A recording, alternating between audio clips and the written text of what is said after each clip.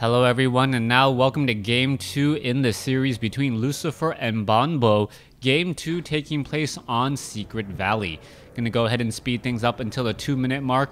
And Game 1 really looked how I thought the game would play out. Human player using that early advantage with speed, building the Altar of Kings to get a hero level advantage, then trying to capitalize on the early and close expansion location, but it didn't really make that big of a difference. Now let's go ahead and take a look at what's going down here, as the Null Assassins gonna be spreading that poison damage across multiple units. Mountain King got denied experience by the Acolyte. How often do you see that? The Death Knight got some early experience right there, and the Mountain King now a bit shy from level 2. Normally, he would just be a hair's away, and I don't know if you know that the Acolytes do not deal that much damage. I believe 8 to 9 or 9 to 10 damage. So the chances that an Acolyte with its very slow attack rate gets in the last hit, it does take quite a bit of skill. Coming back around, you're looking at more militia making their way off to the north. Gonna go ahead and clear up that Murloc creep camp, as the Mountain King is already falling behind in level. Now, I use those words very carefully. Well, not that carefully, I guess.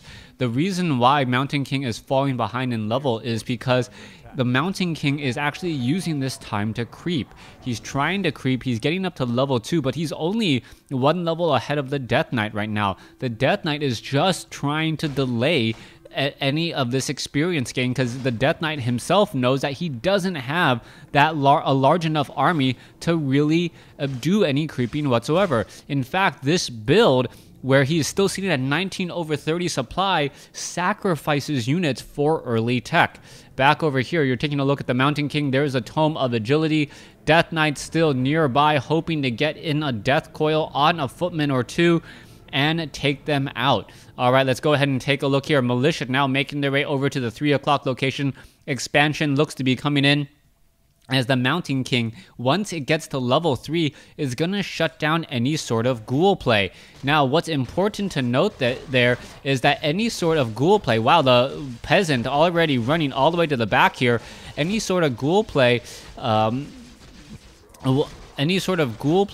would really be beneficial there. All right, Death Knight, did he get a little bit more experience there? It looks like he did, but the Mountain King already at level 3.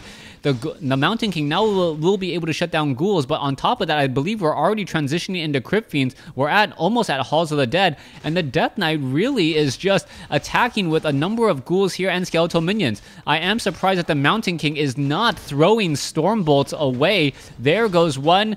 We're gonna see. Come on, take down that one ghoul. There you go. There goes another one. Are we gonna perhaps see a storm bolt go down? That Mountain King can really finish off a lot of these units here. There's another Stormbolt, and this is the exact thing that you have to be careful about when your opponent's Mountain King gets to level 3. Death Knight, Death Knight could end up, no, not getting the kill there. That one peasant, very low on hit points. Death Knight, is he going to get surrounded? Oh, yes, he is surrounded. Beautifully done. And Lucifer needs to use a Scroll of Town Portal. Mountain King did everything he possibly could to stop those attacks, and that he did. Peasants are going to now build that town hall here, and most likely an arcane vault. We are sitting at tier 1, may get to tier 2 once this expansion is up, but now is the time for the Undead to shine. Undead, however, going into Gargoyles, which was a bit of a surprise. I might have noticed it earlier if I actually saw the double crypt. Double crypt opening, that means Gargoyles are going to be coming into play, and this is the reason why you cannot go Mountain King first against an Undead and still expect to expand. Without any water elementals, there is nothing to really stop these Gargoyles, save for a handful of guard towers. Those guard towers, however, under construction, cannot fight back against those Gargoyles, who do deal a significant amount of piercing damage. Interestingly enough, the Gargoyles could perhaps take down the Red Drake pretty quickly if he had some skeletal minions here, and because of the fact that there is the Fountain of Health, you can see how fast that Red Drake is falling. There it goes, down it goes already. Death Knight picking up Belt of Giant Strength. And normally you see the Red Drake being the last thing to be taken out. This time around it is the first thing, as the Fountain of Health keeping all of these gargoyles alive. Alright, let's take a look. We see a bit of pressure coming in, but there is gargoyles now out and about. Footman now trying to rush through. Mountain King could get off a Stormbolt or two. There goes another Acolyte there, as all the gargoyles are now in position. This is going to be very, a little bit of an interesting conundrum to be in, as one Footman will get taken down. The rest of the Footmen are now with Defend, trying to escape, but they are not going to be able to make that out. And once again, Lucifer actually having the better end of this deal, I believe, able to only lose 2, maybe 3 Acolytes at the cost of 2 Footmen, and now he has time to perhaps clear out the rest of this Fountain of Health if he chooses, or he could go to the top left. Alright, lots of gargoyles here ready to go. One guard tower currently being upgraded, gonna quickly get taken down by the piercing damage. And now what are we gonna be looking at next? A handful of gargoyles making short work out of this 2 guard tower location. One gargoyle will get taken down, but I believe that is pretty much going to be it. Going to be very difficult to surround this 1 guard tower based on the positioning of the buildings. And if the Death Knight was nearby, I believe this 1 guard tower would have been taken out already. Alright, Gargoyle is now looking to back off. Down over here, you can see the Acolytes making their way over. And we are looking now at the Death Knight making his way back home. Mountain King sitting at level 3, almost level 4. Could try to Stormbolt a gargoyle or 2 out of the sky, but not going to be able to do so, as so many gargoyles now hiding in that tree line. Back here at what I will call the 3 o'clock location. Expansion is up. No Arcane Vault as of yet. No, instead it is at the main base. Death Knight and Gargoyles are going to be regrouping back at home. And now we are looking at a 38/40 supply army with a Lich currently underway and an Obsidian statue. Those Gargoyles can easily take down a Footman or 2 if you are not careful and not watching. It is so difficult to escape from the Gargoyles, as the Gargoyles take down another Footman. All right, guard towers now back over there. You see more units just getting lost in transit. That is just a horrible decision here by the human player, and I'm not quite sure what to expect here. The human player just losing Footman after Footman because he does not have any sort of anti-air escort. And with that, the divide between these 2 armies is just going to continue to grow. Mountain King sitting at level 3, almost level 4. Meanwhile, Death Knight is sitting at level 3. And you got to remember, there was a much larger difference earlier on in the game when creeping was the main way of getting experience. But now that the main way of getting experience is by attacking your opponent's army and killing those units, Lucifer has made up in a very big way. No Brute gonna get taken out. Lich is nearby. Oh, Stormbolt steal right there. And now that Mountain King is on the run. Does have Boots of Speed, a Clarity Potion, and a Scroll of Regeneration. Clarity Potion could be used. There it goes. As we are now looking to just add more mana to that Mountain King. We don't have a second hero as of yet, as we're still at tier 1. And without that second hero, it's going to be very difficult to keep the Mountain King alive or supplied with mana. That is what he needs in order to be effective. Lots of mana and lots of hit points. That's what he wants. Good thing the Paladin and the Archmage both do that for him, and so does the Blood Mage. So all of those are in fact important. Let's take a look. Mountain King trying to finish off the Ogre Magi here. Down to 213 hit points. We should be seeing a Stormbolt here. No, not going to look at a Stormbolt. Just going to go ahead and flat out take it down. A Potion of Invulnerability will be left behind. And now the Gargoyles could finish off some easy units, as they are now once again getting caught in transition. Another round of units caught in transition. And the Undead army is just trading much better at 48/50 compared to 40/60 with an expansion up for human.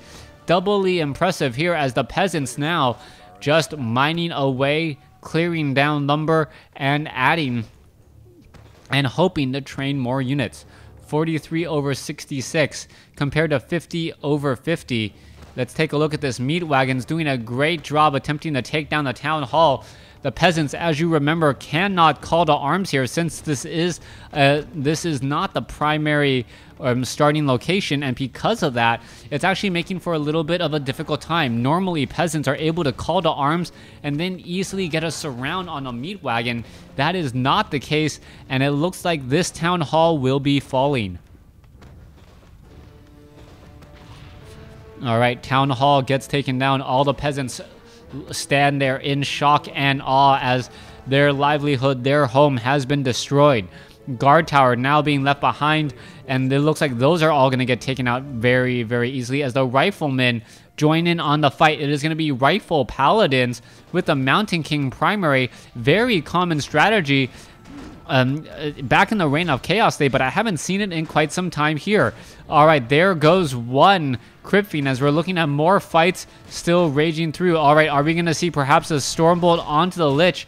No, not yet, as the Mountain King just laying Stormbolt after Stormbolt. All right, there you go. More damage being focused through Obsidian Statue, now needing to make a play back out.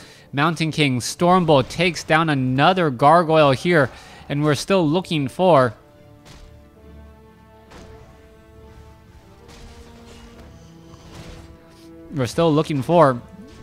a defining moment in this game. And so far, Lucifer has just been controlling the game from the get-go. Yes, we finally do have a couple of riflemen, but I don't think it's really going to matter. We have 3 meat wagons on the field. No more ground units on the ground at this point. But the Death Knight doesn't care. He has 3 meat wagons, and he should be able to put down pressure and take down all of those buildings in a matter of seconds. All right, Death Knight seeing that level 4 meat wagons down over here, clearing up guard tower after guard tower, as the Death Knight will, or excuse me, the Lich will soon, well, she's already 3. The Death Knight already now at 4 needs to make a bit of a play.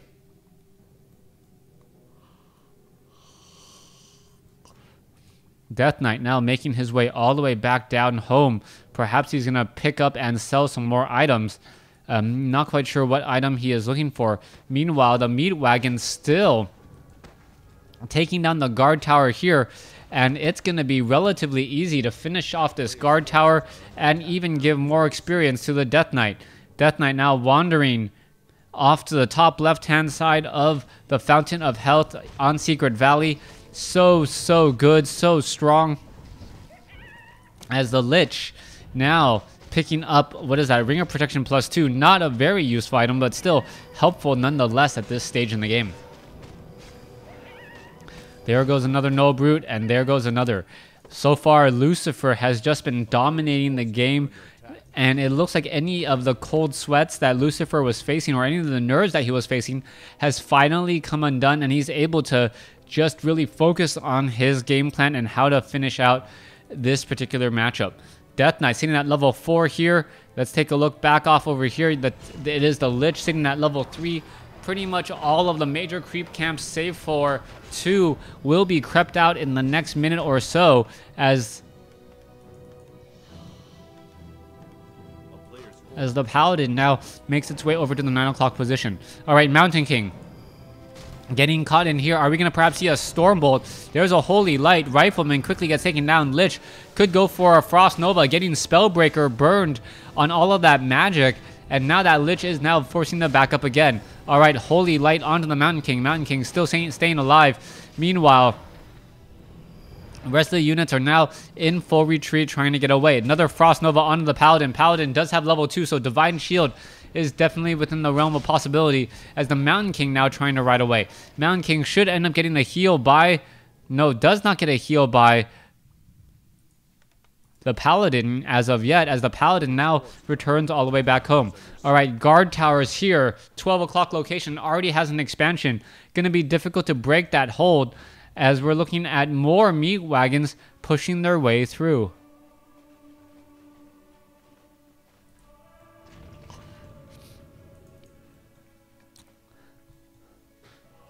All right, Lich ready to go. 15 extra damage. Claws of Attack +6. Flute of Accuracy and Orb of Corruption. So far looking very, very good. Down goes another Murloc there, as we're now looking at the meat wagons needing to back up in order to challenge and take down these guard towers. Undead right there, ready to support, and there you have it. There is the pressure, and this could be the game here. The guard towers are pretty much not going to stop this particular army. Lucifer is ready to go. Spellbreakers could perhaps catch a bit of the units off guard if they were focused enough to try and attack. They're trying to get into position, but when you're completely outnumbered and you try to flank your opponent, that is just a bit foolhardy, as you're exposing more of yourself while you have less. All right, a couple of peasants now being brought back to home with the Scroll of Town portal, as the Lich now making their way up the ramp with that Death Knight. All right, seeing at 800 and some odd gold with 300 some odd lumber. Meanwhile, Undead sitting at 230 gold and 300 some odd lumber. We're looking at looking at a very lopsided win here for Lucifer if it continues to hold out.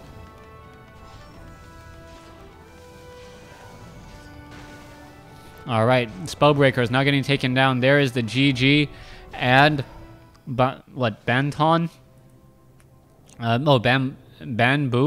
Banbo losing game 2 and this 2 or 3 game set. Thanks for watching. Thanks for listening. Hope you guys enjoyed it.